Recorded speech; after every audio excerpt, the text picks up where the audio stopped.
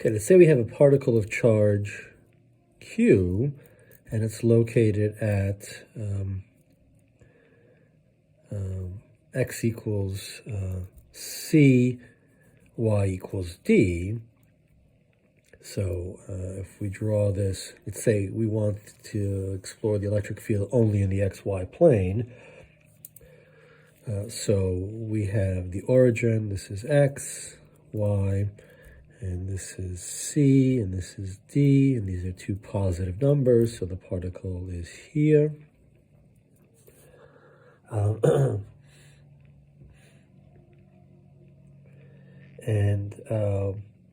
Well, let's write the electric field. So the electric field in the xy plane, right, is given by Q over 4 pi epsilon naught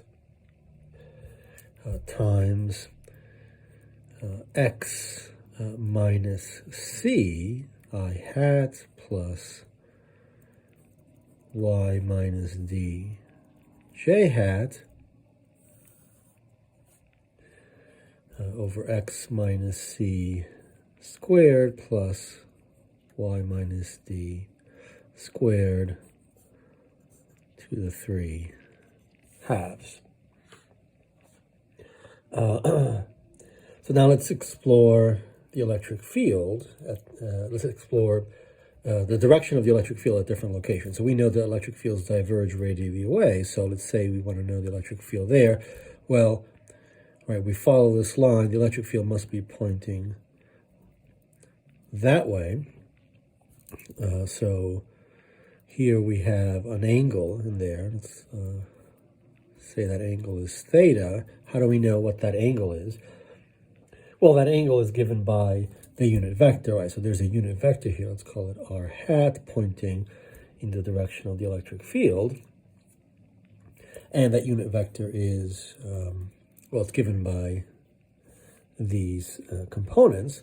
So we have x minus c I hat plus y minus d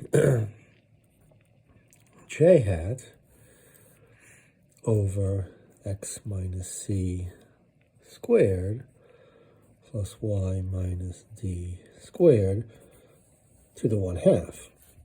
Right, that's the unit vector. And you can also notice that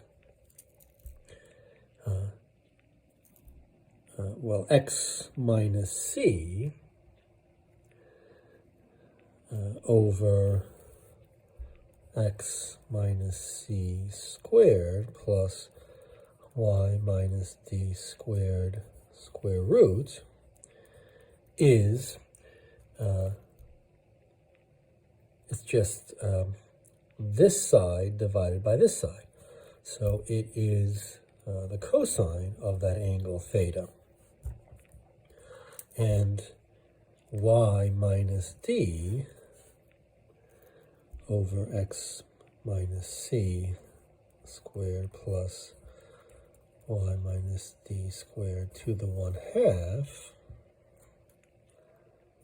is equal to the sine of that angle, right? It's the opposite over the hypotenuse. And so the unit vector can be written as cosine theta I hat plus sine theta j hat.